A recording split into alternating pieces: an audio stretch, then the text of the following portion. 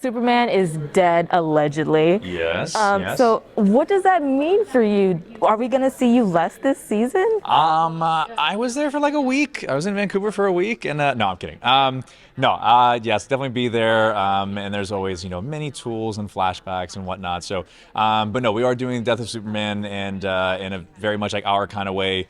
We take a lot of things from I say we, the writers do a great job of taking from the comics and then putting our kind of Superman and Lois spin on it. So they've done that again this year, and I think they did a really great job. So I'm excited for the fans to see what that looks like. Excited to see how that turns out as well. Yeah. But what can you actually tease about what we'll be seeing from the Man of Steel this season? You'll be seeing him team up with a lot of people in ways that maybe we haven't seen him team up before. He's going to need a lot of help from everybody, and so everybody's kind of trying to find their way to do their part and fill in and kind of like fill his shoes. So I think, yeah, I'm excited for the fans to see how everybody kind of pitches in this year. And speaking of teams, it seems like Jordan is really trying to step up as a superhero in the absence of his father. Yeah. Do you think he's ready for it, or is he in over his head? I think it's fair to say that Jordan still has some things to learn about superheroing, and so I feel like we've not reached that point where in his journey where he's kind of really found who he is in that and how he best fits into that picture. So I think we're still going to see kind of the evolution of him figuring out how to do the things that he kind of needs to do now.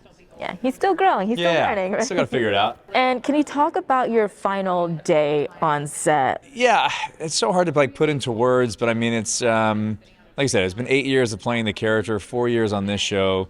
There's also a weird thing you always kind of feel like when you're shooting that like the last day is not going to end up being the last day. So it's always like this weird thing in your head of like, nah, they're going to come up with something we have to come back and do tomorrow. But it was very surreal, very surreal. It's a really funny and kind of cool, strange experience when like what's happening in life is weirdly lining up with what's going on in the show.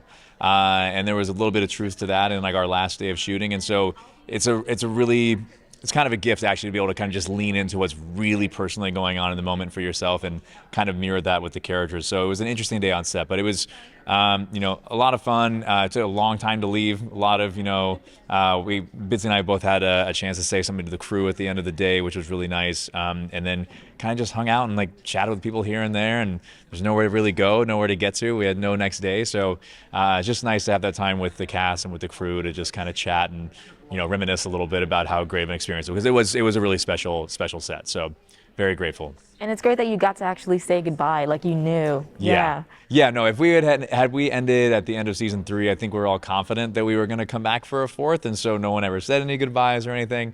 And obviously the show ended in a very precarious way to end the series had that been. So yeah. And did you steal or take with permission, quote quote, yes, any souvenirs from the set? I would say it's safe to say that I've got a pair of Clark's disguise at home. So yeah, there might be a lens sitting on my nightstand somewhere. The series finale is titled "It Went By So Fast." Mm-hmm. Is that how you feel about it? Yeah, yes and no. I think kind of when you look back on a lot of experiences, especially like, big chunks of time, whether it's like going off to school, university, or things like that.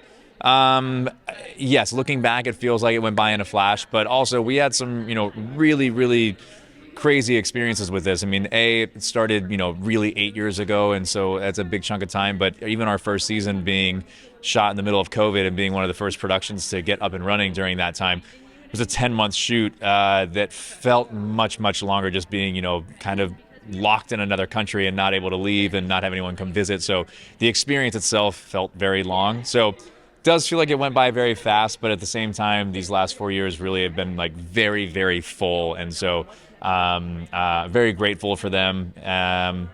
Yeah, but I think I'm sure like give me a year and I'll look back at it and feel like it never happened. Like it's kind of a thing that happens in life, I guess. Between the time that you started as Clark to the series finale, now that you filmed, what is your biggest takeaway from playing this character and also starring in Superman and Lois? I'm grateful to the character. I'm grateful to the character for what it represents. I know the thing that I was most excited about in the very beginning was I feel like there was, when I first took on the character, there was a lot of, I'm not going to say just a lot of dark tones in what was being put out and what was coming out, and a lot of focus on, some negative aspects of things. And I really appreciated the optimistic and hopeful side of Superman, and at the time what Melissa was doing with Supergirl.